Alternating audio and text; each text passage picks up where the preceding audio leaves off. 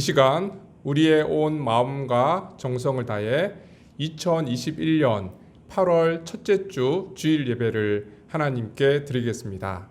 다 같이 찬송가 19장 찬양 드리겠습니다.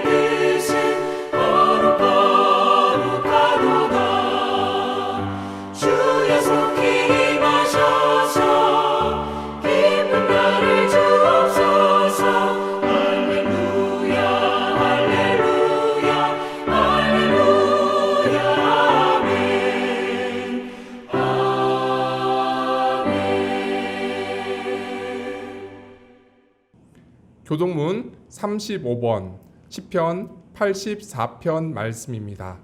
저와 여러분이 한 절씩 교독하겠습니다. 만군의 여호와여, 주의 장막이 어찌 그리 사랑스러운지요.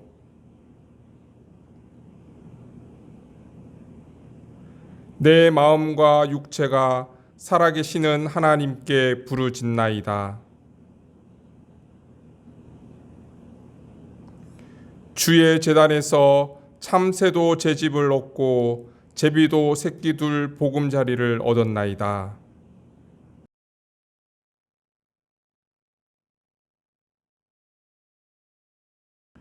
주께 힘을 얻고 그 마음에 시온의 대로가 있는 자는 복이 있나이다. 그곳에 많은 샘이 있을 것이며 이른 비가 복을 채워 주나이다.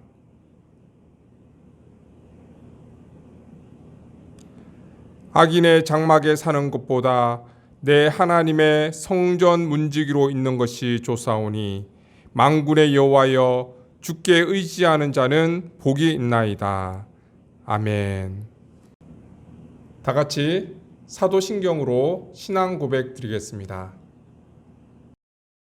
나는 전능하신 아버지 하나님, 천지의 창조주를 믿습니다.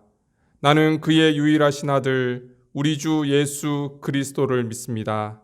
그는 성령으로 잉태되어 동정녀 마리아에게서 나시고 본디오 빌라도에게 고난을 받아 십자가에 못 박혀 죽으시고 장사된 지 사흘 만에 죽은 자 가운데서 다시 살아나셨으며 하늘에 오르시어 전능하신 아버지 하나님 우편에 앉아 계시다가 거기로부터 살아있는 자와 죽은 자를 심판하러 오십니다.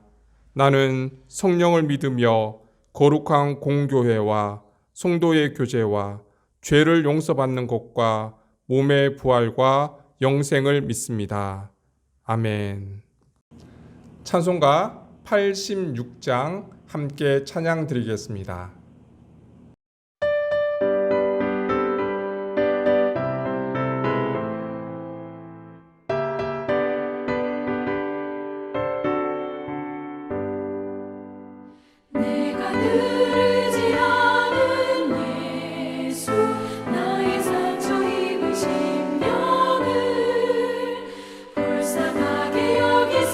위로하여 주시니 기쁘신 나의 주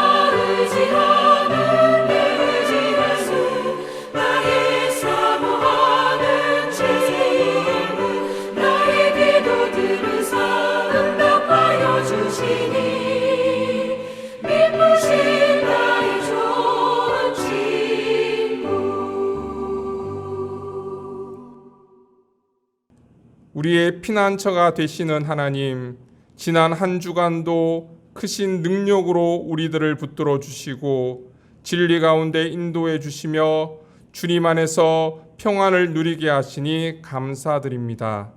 오늘 거룩한 주일을 맞이하여 하나님의 은혜에 감사하며 주님의 전에 모였습니다. 오늘 예배를 통해서 우리 모두가 주님의 크신 날개 아래 참된 평안과 안식과 기쁨을 누리게 하여 주옵소서. 자비하신 하나님, 예수님의 십자가 보혈로 우리들을 의롭다 여기시고 하나님의 자녀로서 이 세상을 살게 하셨지만 우리들의 삶의 모습 가운데 하나님의 의로움을 나타내지 못했으며 목이 곧은 백성처럼 하나님의 말씀에 순종하지 못했음을 고백합니다. 날마다 마음을 새롭게 하여 성령님의 음성에 귀를 기울이게 하시고 베푸신 은총에 늘 감사하며 하나님의 말씀에 순종하며 살아갈 수 있는 저희들이 될 수 있도록 인도하여 주옵소서. 주님께서 친히 세우신 믿음의 공동체를 위해 기도합니다. 그리스도 예수의 마음을 품고 겸손한 마음으로 낮은 곳으로 향하게 하시고 철저히 하나님의 뜻에 순종하며 하나님의 뜻을 이루어가는 교회가 되게 하여 주옵소서. 주님의 시선으로 서로를 바라보게 하시고 주님의 사랑으로 서로 섬겨 나갈 때 상하고 지친 영혼들이 회복되며 주님 안에서 충만한 은혜가 넘치는 교회가 되게 하여 주옵소서. 분열되어 있는 이 나라와 민족을 긍휼히 여기시고 나보다 남을 낮게 여기고 타인의 의견을 존중하며 일치와 화합을 향해 나아갈 수 있도록 은혜를 내려 주옵소서. 세상에 빛과 소금으로 세워주신 한국교회를 기억하여 주옵소서. 코로나의 상황 가운데 많은 어려움이 있지만 지금이 하나님의 말씀에 귀 기울여야 하는 시기임을 깨닫게 하시고 모든 발걸음을 멈춰서서 오직 하나님만 바라보게 하여 주옵소서.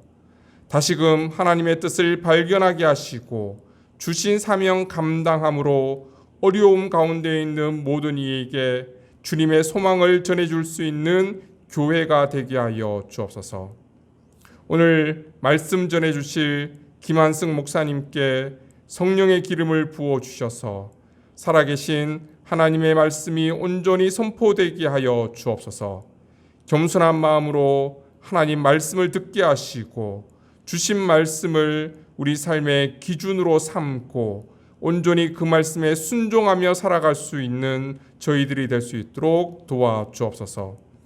인도교회와 선교사님들의 삶을 지켜주시고 어떠한 환경 속에서도 굴하지 않고 믿음으로 인내하며 하나님 나라 확장을 위해 아름답게 사용되어질 수 있도록 축복하여 주옵소서. 모든 말씀 예수님의 이름으로 기도드립니다. 아멘.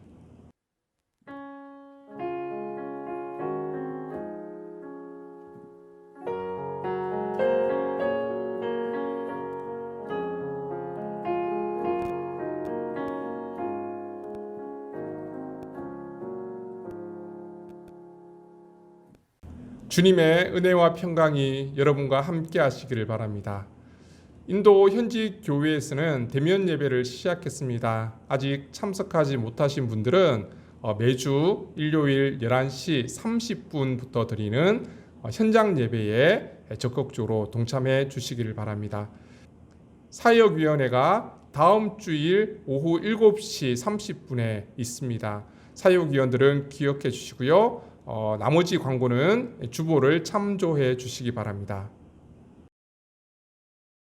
하나님께서 오늘 우리에게 주시는 말씀은 베드로전서 2장 9절에서 10절까지의 말씀입니다. 이제 하나님의 말씀을 받들어 봉독하겠습니다. 그러나 너희는 택하신 족속이요 왕같은 제사장들이요 거룩한 나라요 그의 소유가 된 백성이니 이는 너희를 어두운 데서 불러내어 그의 기이한 빛에 들어가게 하신 이의 아름다운 덕을 선포하게 하려 하심이라. 너희가 전에는 백성이 아니더니 이제는 하나님의 백성이요 전에는 긍휼을 얻지 못하였더니 이제는 긍휼을 얻은 자니라. 아멘.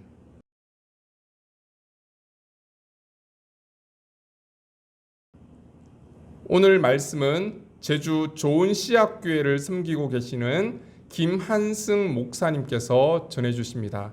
목사님 말씀 전해주실 때에 큰 은혜 받으시기 바랍니다. 할렐루야. 이렇게 또 만나뵙게 돼서 반갑습니다. 오늘 베드로전서 2장 9절에서 10절에 있는 말씀을 통하여서 하나님께서 우리에게 주시는 메시지를 함께 나누어 가고자 합니다.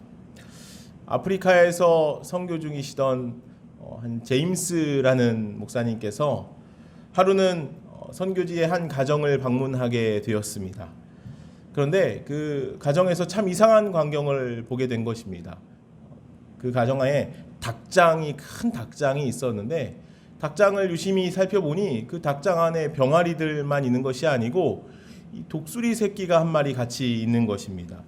그래서 이 선교사님이 주인에게 물어봤습니다. 아니 웬 독수리 새끼가 저렇게 닭장에 같이 있습니까? 라고 묻자 아들이 산에 갔다가 길을 잃어서 혼자 있는 독수리 새끼를 주워와서 어디 둘 데가 없어서 닭장 안에 같이 두었다는 것입니다. 제임스 선교사님이 그 가정을 방문하고 나오던 차에 이 주인에게 이렇게 말합니다. 네, 저 독수리를 좀 제가 날려보내 주어도 되겠습니까? 라고 묻자 주인이 선교사님 편하신 대로 하십시오 라고 이야기해서 닭장 안에서 간신히 그 독수리 새끼를 잡아서 독수리 새끼를 하늘 위로 이렇게 탁 날려보내면서 이렇게 이야기했습니다. 너는 병아리가 아니라 독수리야 라고 하면서 이 독수리 새끼를 하늘 위로 던졌습니다.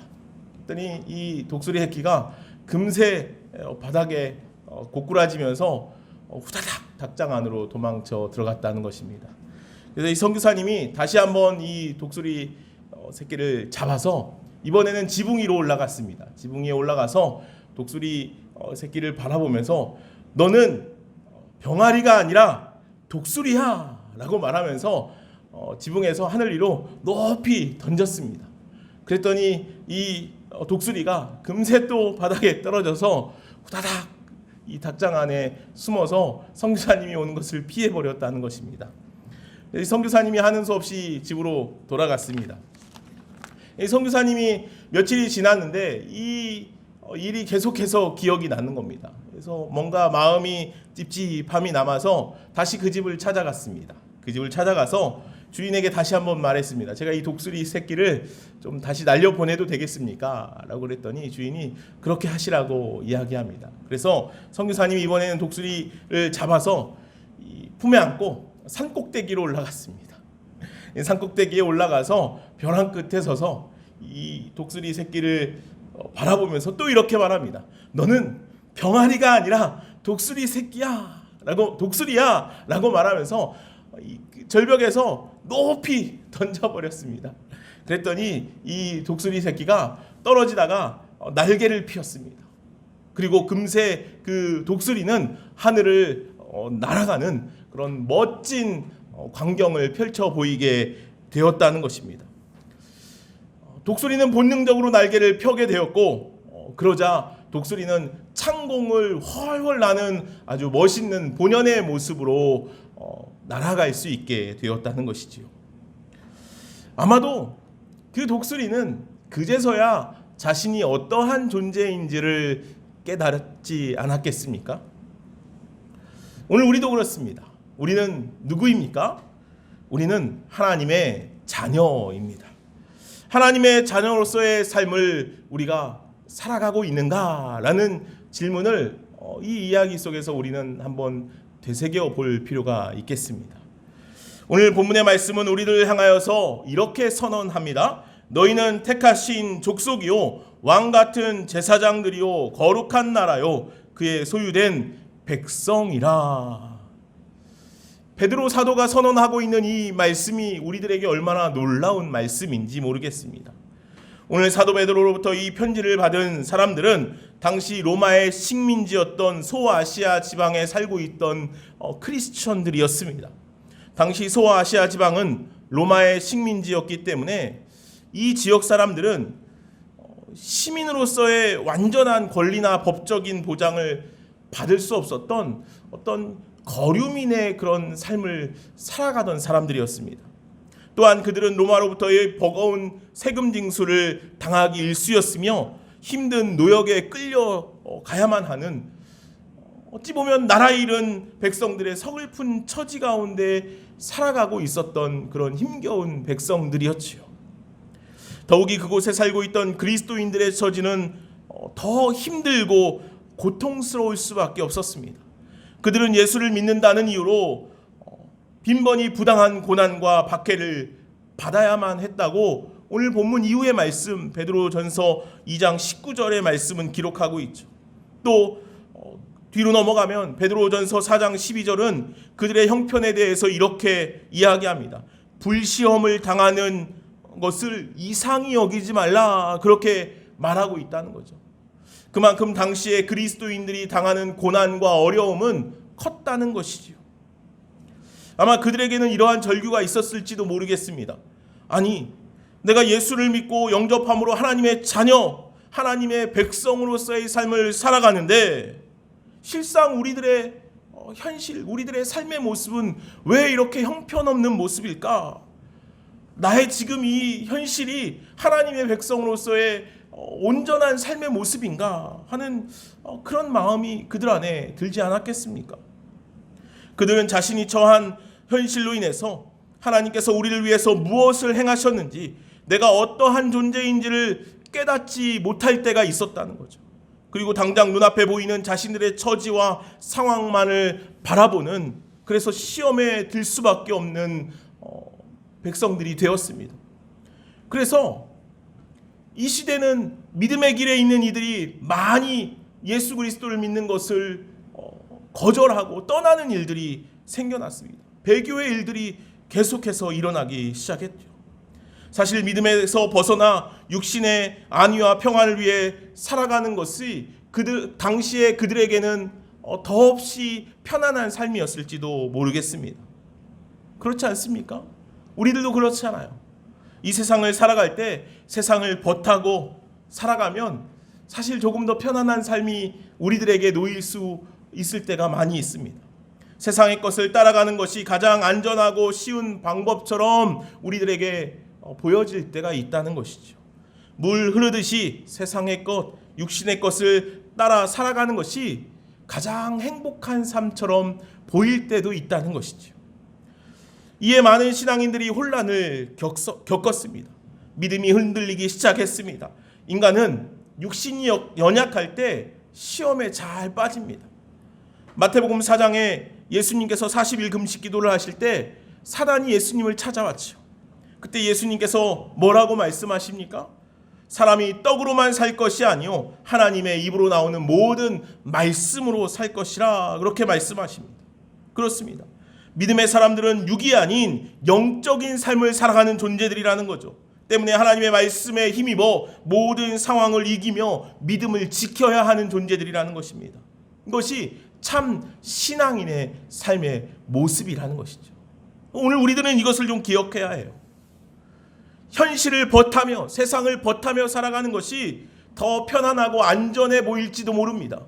그러나 주님께서는 오늘 우리에게 말씀하시죠. 우리는 육에 속한 사람이 아니라는 것입니다.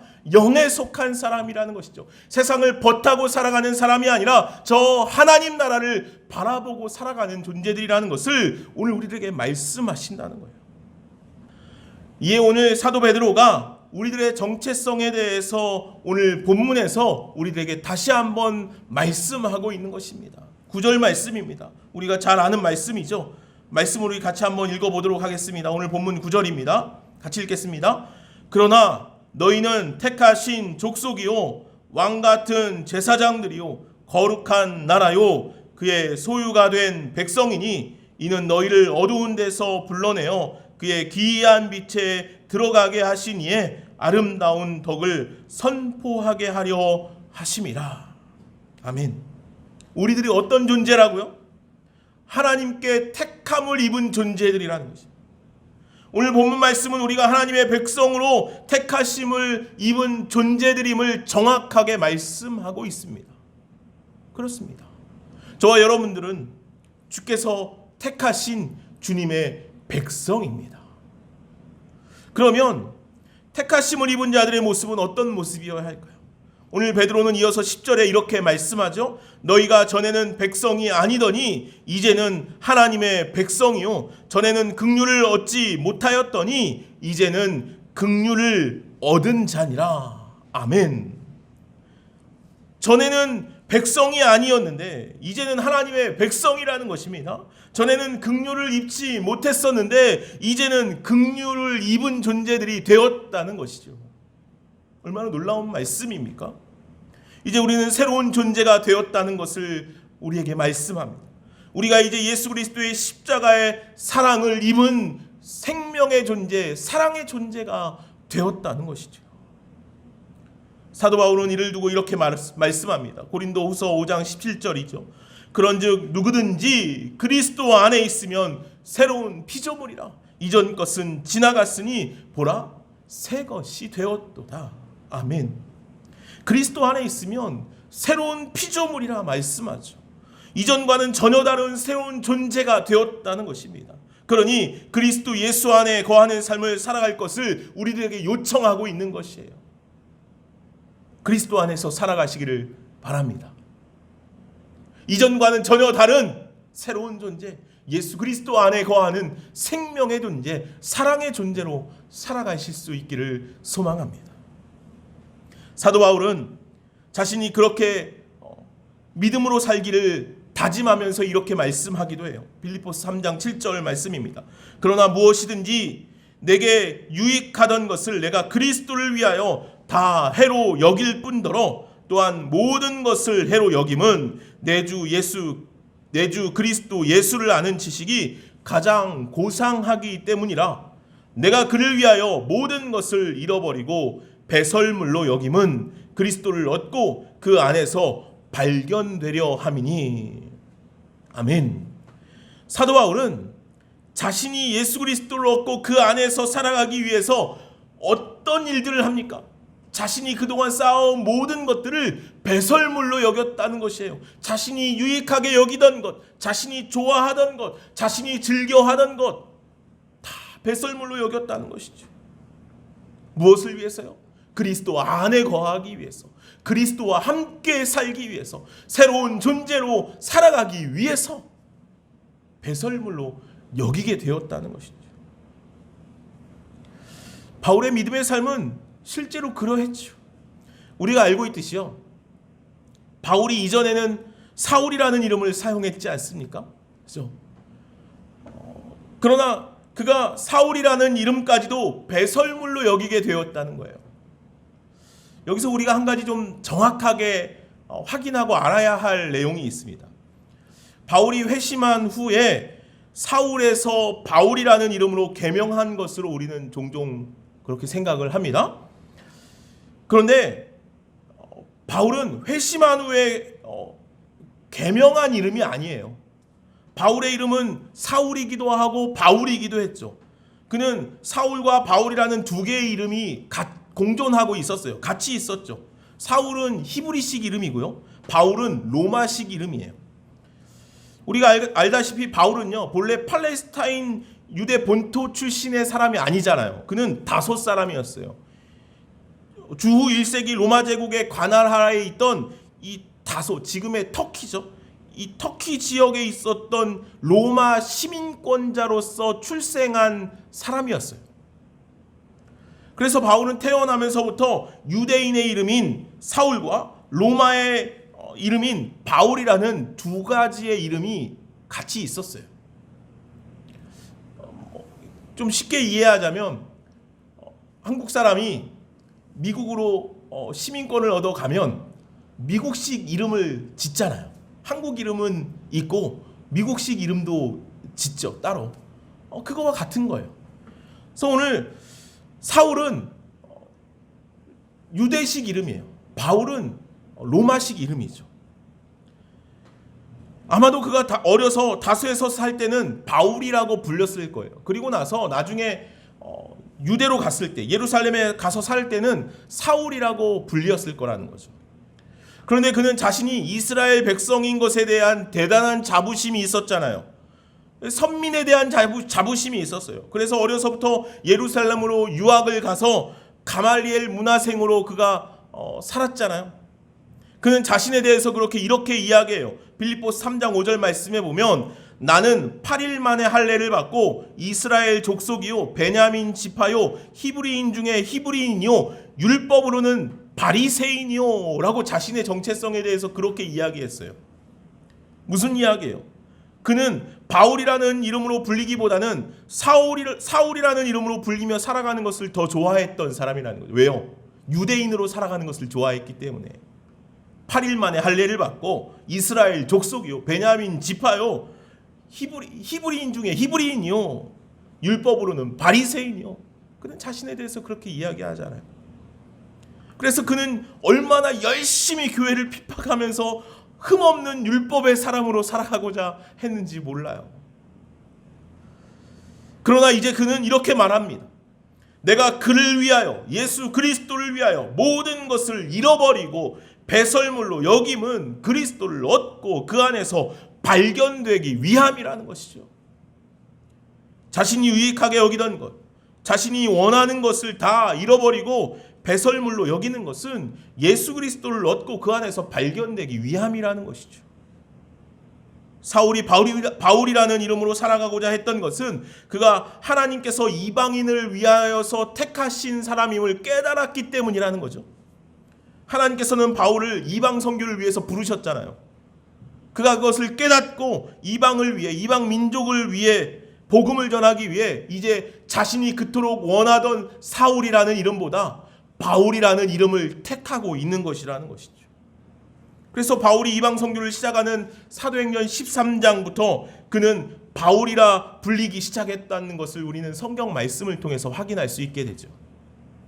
그는 이제 자신의 뜻, 자신의 원함이 아니라 주님의 뜻, 주님의 원함에 의해서 살아가는 믿음의 삶을 선택하고 있다는 것입니다. 왜 그렇습니까? 하나님의 택하신 백성이기 때문이라는 것이죠. 예수 그리스도 안에서 발견되기 위함이라는 거예요. 사랑하는 여러분, 우리가 누구입니까? 우리는 이미 다른 존재가 되었습니다. 새로운 피조물, 새로운 존재로 다시 태어났다는 것이죠. 죄의 얽매인 육의 사람에서 예수 그리스도의 십자가의 은혜로 말미암아 구원받은 영의 사람이 되었다는 것이죠. 너희가 전에는 백성이 아니더니 이제는 하나님의 백성이라. 오늘 그렇게 말씀하신다는 거죠. 이제 우리는 하나님의 백성입니다. 여러분 누구입니까? 하나님의 백성입니다. 하나님께서 택하신 족속입니다. 하나님의 백성이 되어 세상의 가치관이 아닌 하나님 나라와 그의 의를 위해 달려나아가는 믿음의 사람들이 되었음을 이제 오늘 우리는 기억해야만 하겠습니다. 새 포도주는 새 부대에 담겨야 한다라고 그렇게 말씀하죠. 예수 그리스도의 보혈로 우리가 하나님의 백성이 되었기에 이제 우리의 모습 역시 새롭게 변화되어야만 한다는 것입니다. 지난날 우리의 죄악된 모습을 다 벗어버리고 택하신 족속으로 왕같은 제사장으로 거룩한 나라와 하나님의 소유된 백성으로 살아갈 수 있는 저와 여러분 모두가 되어지기를 간절히 소망합니다. 이전 것은 지나갔으니 보라 새 것이 되었도다.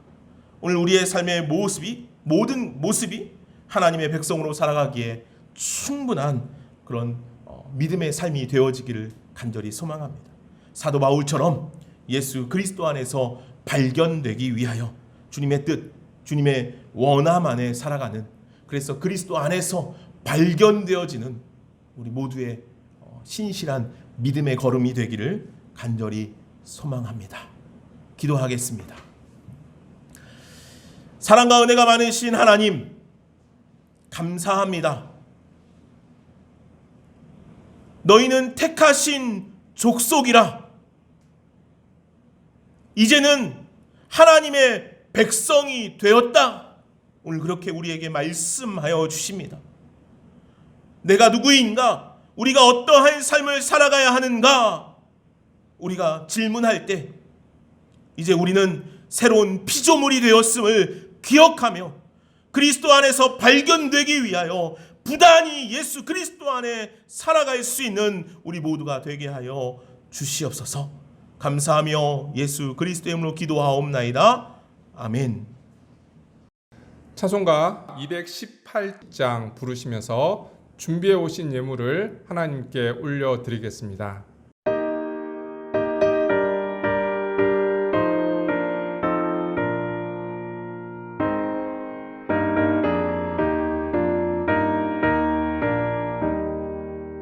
내 맘과 정성을 다하여서 주 너의 하나님을 사랑하라. 내 몸을 아끼고 사랑하듯 형제와 이웃을 사랑하라. 주께서 우리에게 명하시니 그 명령 따라서 살아가리. 널 미워 해치는 원수라도 언제나 너 그렇게 사랑하라. 널 핍박하는 자 위에서도 신실한 마음으로 복을 빌라. 주께서 우리에게 명하시니 그 명령 따라서 살아가리. 나 항상 주님을 멀리하고 형제를 사랑하지 못하였다. 이러한 죄인을 사랑하사 주께서 몸 버려 죽으셨다. 속죄 큰 사랑 받은 이모 내 생명 다 바쳐 충성하리. 아멘.